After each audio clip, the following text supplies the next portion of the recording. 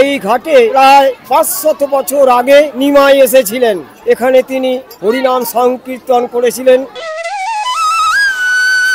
2025 সালে বাবার মন্দিরে ঢোকার জন্য কিরকম কি ব্যবস্থা হয়েছে, কারণ এখানে প্রত্যেক বছর লাখো লাখো ভক্তের মানে ঢল নামে। একটা বাক্যে পুরো ফুলফিল মানে ভালো মতো সাজাতে গেলে মানে ঘট ফট সব কিছু দিয়ে কত টাকা খরচা হতে পারে? ম্যাক্সিমাম 130 টাকা দিয়ে স্টার্টিং হয়।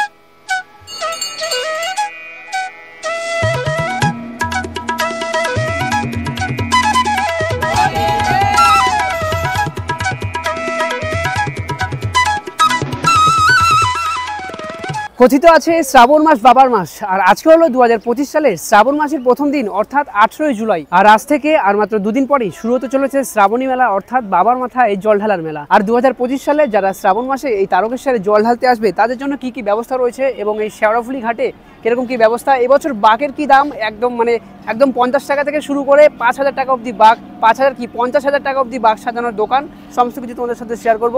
আর মন্দিরের যে তারকেশ্বর মন্দির সেখানে কীরকম কী ব্যবস্থা হয়েছে এবছর ভক্তদের জন্য, মানে কটা গেট করা হয়েছে, এই সমস্ত কিছু থাকছে আজকের ভিডিও। তো চলো আর বেশি কথা না বলে শুরু করা যাক আজকের ভিডিও। আর এখন আমি আছি হচ্ছে শেওড়াফুলি স্টেশনে। তো এখান থেকে আমাদের বাইরে বেরিয়ে যেতে হবে হচ্ছে ঘাটে, শেওড়াফুলি ঘাটে। শেওড়াফুলি স্টেশন থেকে এই ঘাটে মানে নিমাইতীর্থ ঘাটে আসতে মোটামুটি 2 থেকে 3 মিনিট সময় লাগবে।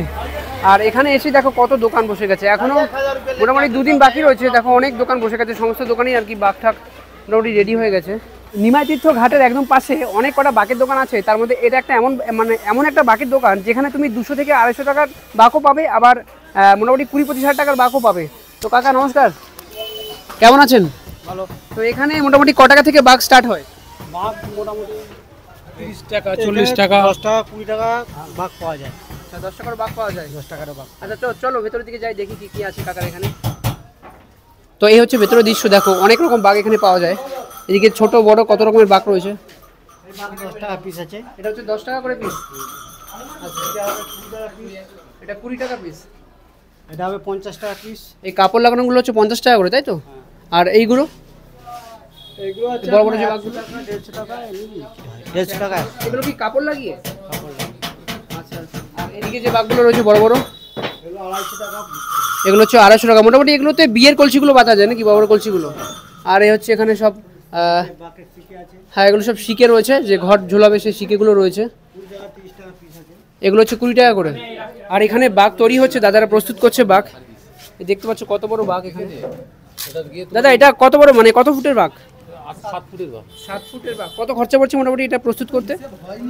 আচ্ছা, 1000-3000 টাকা ধরে রাখুন না, নর্মাল। আচ্ছা। আর এইগুলো এই যে যেই ঘুঙুরগুলো রয়েছে, এগুলো বিভিন্ন রকমের দাম আছে। আচ্ছা, যেমন এটা ওগুলো 130 টাকা পিস, তারপরে এটা ওটা 140 টাকা পিস।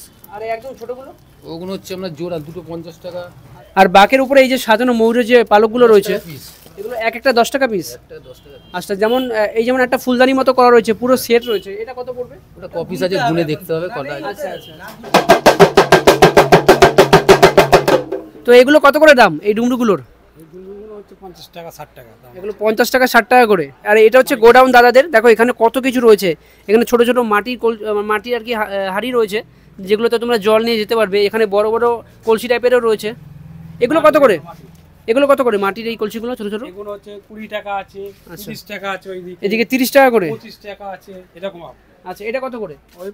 ওই 20-25 টাকা, ওইটা 30 টাকা। আচ্ছা, আর এই যে প্লাস্টিকের যে বড় বড় ঢপগুলো রয়েছে? প্লাস্টিকের ঢপগুলো মোটামুটি ওই 100, আচ্ছা, মানে ওই 50 এরকম ভাব সব। তো এই হচ্ছে কাকাদের দোকান। কাকার দোকানের নামটা কি? পিউ বাগ সেন্টার। আচ্ছা আচ্ছা।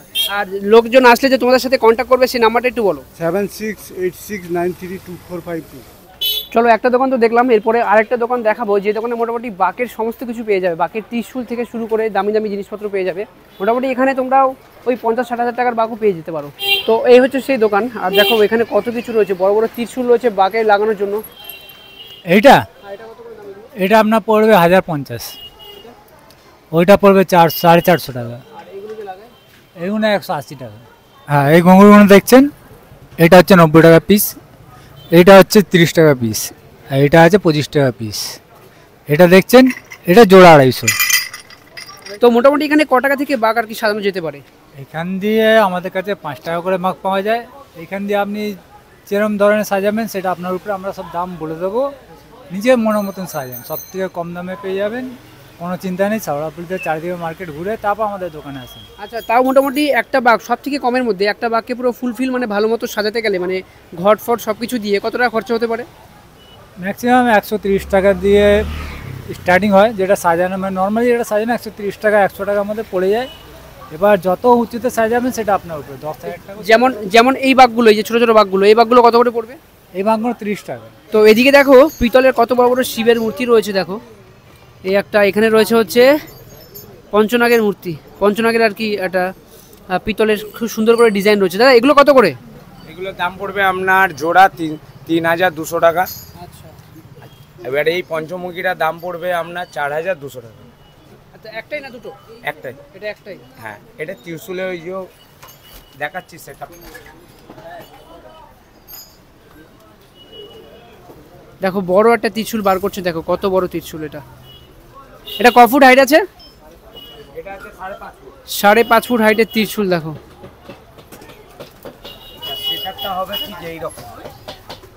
আর এটার যে সেটআপটা হবে বাকি যেভাবে লাগানো হবে সেটা হচ্ছে এরকম, এটা সামনে থেকে এরকম আর সাইড থেকে দেখো এরকম লাগবে। এটা এই যে সামনে একটা ঘাট রয়েছে, এটা হচ্ছে শ্যামাচরণ চট্টোপাধ্যায় ঘাট, আর এই ঘাটে মাথা পিছু 10 টাকা করে লাগবে যারা আর কি এই ঘাটে স্নান করবে।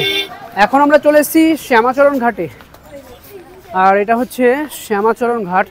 দেখো কতটা বড় জায়গা, এই ঘাটটা দেখো কতটা বড়। আর এখানেও সম্ভবত আর কদিন পরে, আর কদিন কি কালকের মধ্যে দাদারা বলছিল যে এখানে বাঘ রাখার জায়গা করে দেবে।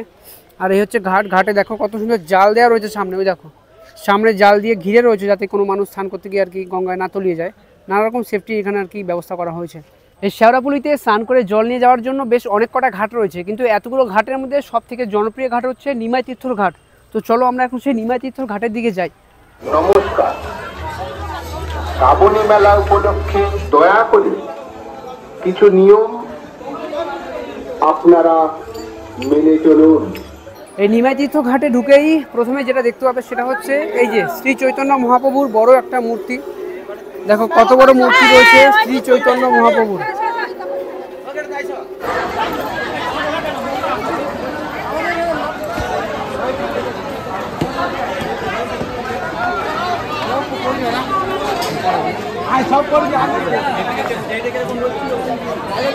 সামনে হচ্ছে নিমাই তীর্থ স্নান করার ঘাট, আর এখানে হচ্ছে এই জায়গাটা দেখতে পাচ্ছ, এই জায়গাটা সমস্ত হচ্ছে বাঘ রাখার জায়গা। দেখো কতটা জায়গা।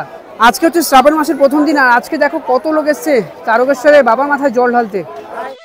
শেওড়াফুলিতে বহু ঘাট আছে, তার মধ্যে সমস্ত তীর্থযাত্রীরা কেন এই নিমাই তীর্থ ঘাটে স্নান করতে আসে এবং কেন তারা এখান থেকেই জল নিয়ে যায় তারকেশ্বর বাবার মাথায় জল ঢালার জন্য, সেই সমস্ত কিছু তোমাদের সামনে তুলে ধরবে এই সাধু বাবা। একটু মনোযোগ সহকারে শোনো, তাহলেই সমস্ত কিছু বুঝতে পারবে। আমাদের আগে যে সমস্ত পূর্বপুরুষেরা ছিলেন তারা তো কেউ বেঁচে নেই, তারা সব স্বর্গলাভ করেছেন। যাই হোক, আমি আমার জ্ঞানে যতটা দেখেছি বা যতটা জেনেছি ততটাই বলছি। এই ঘাটে প্রায় 500 বছর আগে নিমাই এসেছিলেন।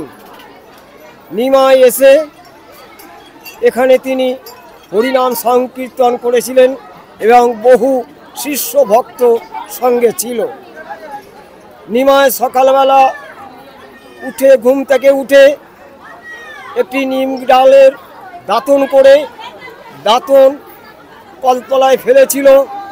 সেই দাঁতন থেকে একটি নিম গাছ হয়েছিল, সেই নিম গাছে চাপা ফুল ফুটত। সেই গাছটি মারা গেছে, এখন একটি নতুন নিম গাছ বসানো হয়েছে। সেই গাছে আমি প্রতি দোল পূর্ণিমায় পুজো করি। আর এই যে দেখছেন গঙ্গা দেবী বয়ে চলেছে, ওই হচ্ছে ভাগীরথী। ভগীরথ শাঁখ বাজাতে বাজাতে এই মা গঙ্গাকে নিয়ে গেছে গঙ্গাসাগরে। সেখানে সাগর রাজা 60,000 পুত্র উদ্ধার হলো এই গঙ্গা জল সংস্পর্শে। যাই হোক, এখানে আমি 12 মাস পুজো করি। এই আমার মন্দির, আমি এই গঙ্গাধর শিবলিঙ্গ প্রতিষ্ঠা করেছি।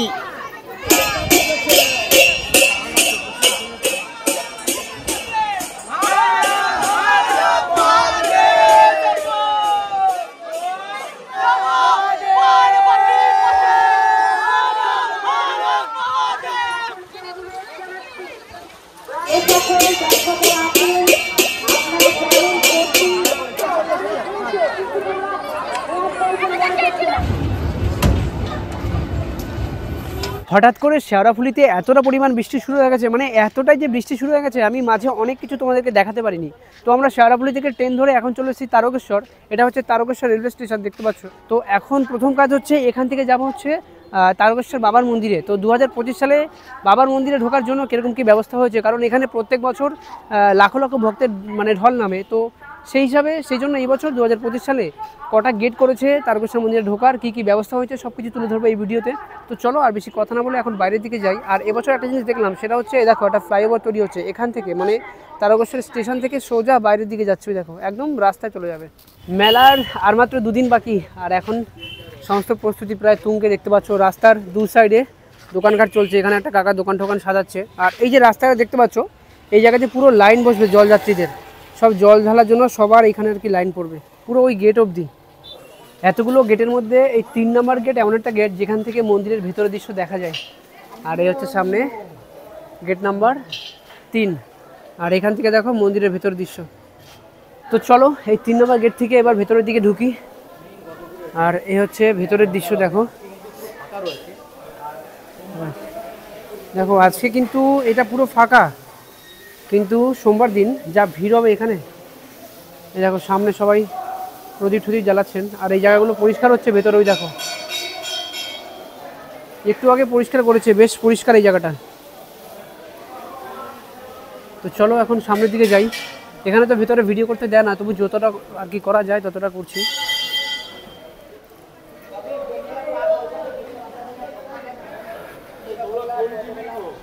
এমনি ইউটিউব চ্যানেলের, ইউটিউবে করি। হ্যাঁ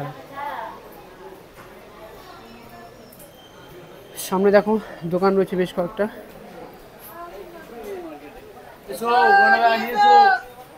আর এ হচ্ছে সামনে দুধ পুকুর, এ হচ্ছে সামনে দুধ পুকুর। আর দুধ পুকুরটা দেখো এখন বেশ পরিষ্কার রয়েছে, কাজবাজ চলছে এখানে।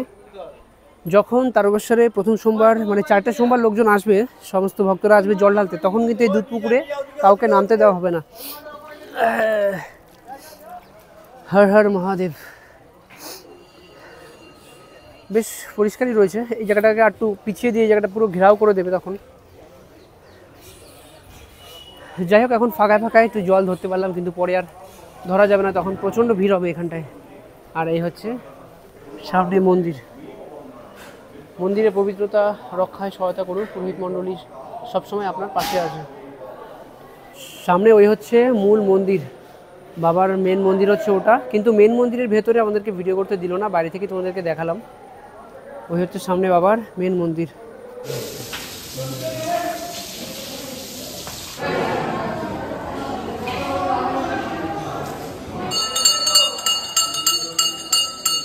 এটা ছিল শ্রাবণ মাসের প্রথম দিনের একটি দৃশ্য। সময়ের অভাবের কারণে ভিডিওটা সেভাবে এডিট না করতে পারায় আমি দুঃখিত। তো আজকের এই ছোট্ট ভিডিওটা আমি এখানেই শেষ করছি। সবার সাথে আবার দেখা হচ্ছে পরবর্তী ভিডিওতে, অর্থাৎ শ্রাবণ মাসের প্রথম সোমবারের আপডেট নিয়ে। তো টাটা বন্ধুগণ, সবাই খুব ভালো থেকো। সবার সাথে আবার দেখা হচ্ছে পরবর্তী ভিডিওতে।